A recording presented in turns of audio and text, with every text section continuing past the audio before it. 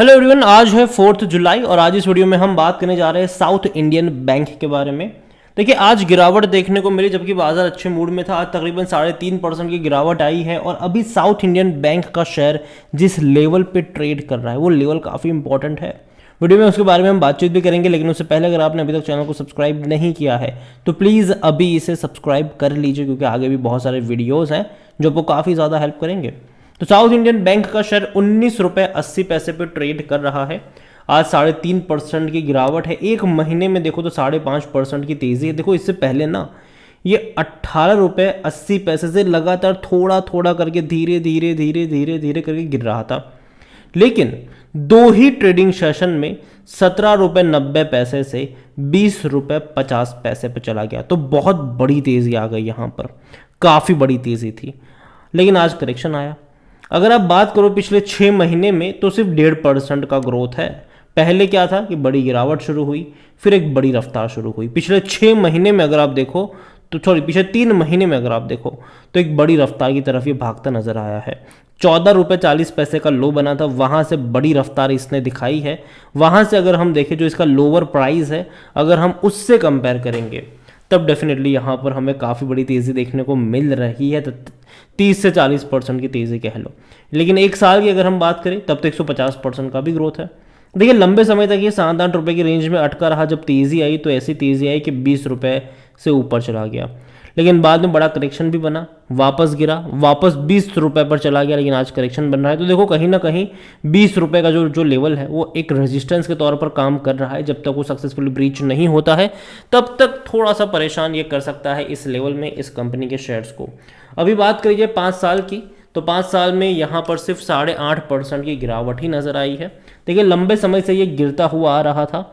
एक टाइम ऐसा भी था जब ये 5 रुपये से भी नीचे गया, बाद में बहुत बड़ी तेज़ी बन गई, 13 रुपये तक शेयर चला गया, लेकिन उसके बाद लगातार लंबे समय तक करेक्शन चला। यहाँ पर लंबा समय था ये, बाद में एक बड़ा बाउंस बैक दिखाया है। तो अभी देखना होगा कि यहाँ पर ये लेवल जो है वहाँ पर ये अपने आप को सस्टेन कर पाता भी है कि नहीं, क्योंकि अगर हम बात करें तो निफ्टी 50 मतलब सेंसेक्स की बात करो या फिर निफ्टी बैंक की बात करो, ऑल टाइम हाई पर बैठे हुए हैं ये हाल फिलहाल में। साउथ इंडियन बैंक देखो, वॉल्यूम्स बहुत बड़ी क्वांटिटी में ट्रेड हो रहे हैं और यही एक सबसे बड़ी वजह भी है जो शेयर में बड़ा अप्स एंड डाउन्स लेकर आ रही है। 8,85,00,000 से भी ज़्यादा की क्वांटिटी में शेयर ट्रेड आज हुए हैं। और देखो, ये जो छोटी कंपनियां हैं ना, वहाँ पर जो ऑपरेटर है वो बड़ा गेम खेल रहे हैं। क्योंकि इससे पहले मैंने आपको एग्जांपल देकर समझाया भी था कि किस तरीके से रिलायंस पावर में गेम खेला जा रहा था, किस तरीके से जो और छोटी कंपनी है, जैसे कि अभी अगर हम बात करें तो भैया करोड़ों की क्वांटिटी में शेयर खरीदते हैं मॉर्निंग में, और पर शेयर 5 या 6 पैसे का भी अगर प्रॉफिट होता है तो उसी टाइम पर बेच के निकल लेते हैं ये।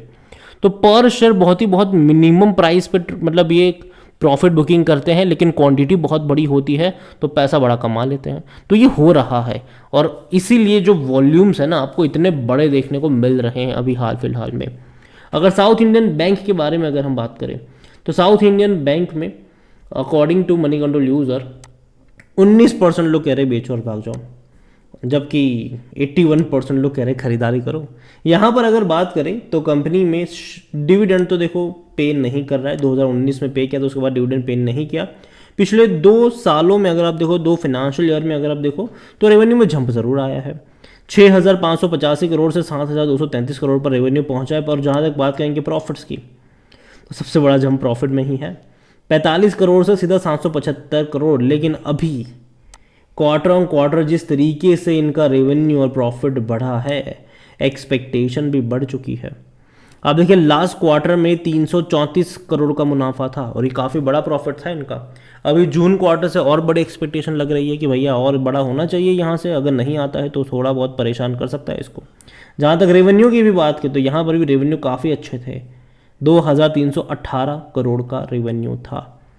और देखो, मैंने पहले भी कहा था कि मार्च क्वार्टर के जो रिजल्ट्स होंगे वो अच्छे ही आएंगे बैंकिंग के भी, लेकिन जो इंटरेस्ट रेट बढ़ा है उसका जो असली इम्पैक्ट है वो आपको जून क्वार्टर सितंबर क्वार्टर में देखने को मिलेगा। तो अभी नेक्स्ट 2 क्वार्टर के रिजल्ट्स बहुत ज़्यादा इंपॉर्टेंट हो जाते हैं, खास करके जून क्वार्टर के, कि भैया नतीजे कैसे आते हैं। अगर अच्छे आते हैं तो बहुत अच्छी बात होगी, और अगर ख़राब आए जो रिजल्ट्स मार्च में देखने को मिले जो कि बहुत शानदार थे, अगर वो रिपीट नहीं हो पाए, जो कि देखा जाए तो ऐसा हो रहा है कि एक क्वार्टर में अच्छा प्रॉफिट होता है, उसके बाद के क्वार्टर में प्रॉफिट होता है लेकिन बहुत कम होता है, उसके बाद में के क्वार्टर में बड़ा प्रॉफिट होता है, बाद में कम हो जाता है प्रॉफिट। अभी बढ़ता हुआ नजर आया, क्या पता जून में यहाँ पर कैंडल नीचे की तरफ देखने को मिल जाए। तो जब भी ऐसा होगा एक प्रॉफिट टेकिंग आपको देखने को मिल सकती है, एक गिरावट आपको देखने को मिल सकती है, और उस गिरावट में खरीदारी के मौके शायद बेहतर नजर आए। साउथ इंडियन बैंक में अगर आप देखोगे तो इसका जो पी रेशियो है वो 5.5 का है, सेक्टर पी 16 का है, सस्ता कह सकते हो आप इसको अभी भी। 60% एनालिस्ट कहते हैं खरीदारी करो, 60%। अगर बात करें शेयर होल्डिंग की तो देखो प्रमोटर एज सच कोई है नहीं यहाँ पर।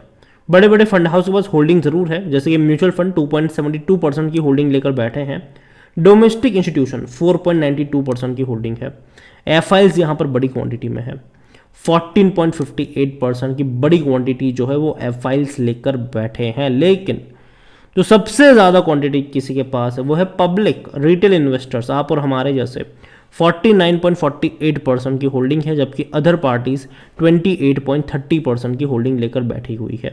देखिए साउथ इंडियन बैंक अगर हम देखें तो बड़ा मोमेंटम यहाँ पर बनता है, लेकिन जितनी जल्दी बनता है उतनी जल्दी धीरे धीरे धीरे धीरे धीरे धीरे करके वापस वो नीचे की तरफ जाता है, नज़र भी आता है। तो यहाँ पर अगर आप देखोगे ना, मैक्सिमम इसका जो हाई लेवल भी अब तक बना है वो 34 रुपये के आसपास बना है, 34 रुपये के आसपास।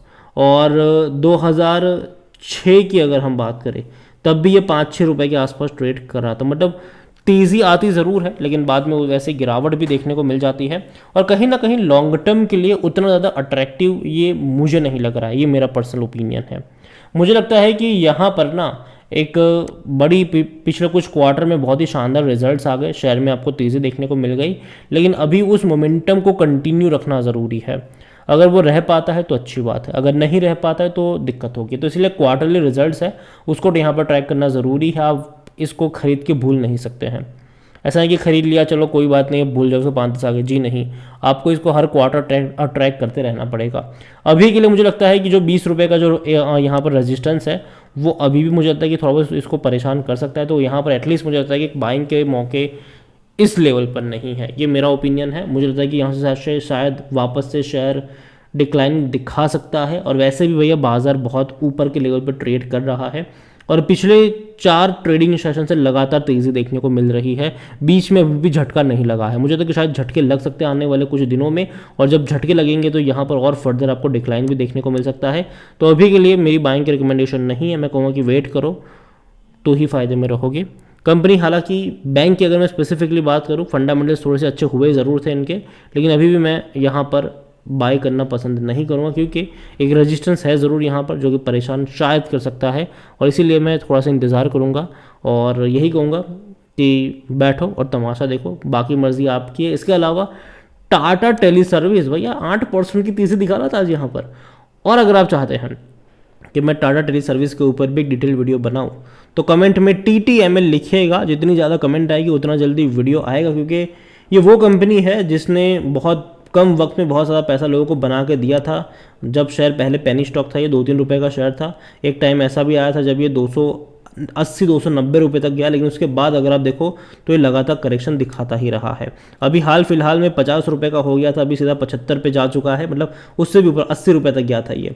अब वापस करेक्शन दिखा रहा है और अभी थोड़ा बहुत तेज़ी दिखाने की कोशिश करें, अटैम्प्ट करें, तो देखते हैं क्या होता है यहाँ पर। और अगर आप कहोगे तो मैं डिटेल वीडियो भी इसके ऊपर बना दूंगा, और वीडियो को यहीं पे एंड करूंगा। पसंद आया हो तो लाइक करें, शेयर करें, चैनल पर अगर आप पहली बार आए हैं तो प्लीज़ सब्सक्राइब करें, और साउथ इंडियन बैंक के बारे में आप क्या सोचते हैं वो भी आप मुझे कमेंट में लिख के बता सकते हैं। Thank you.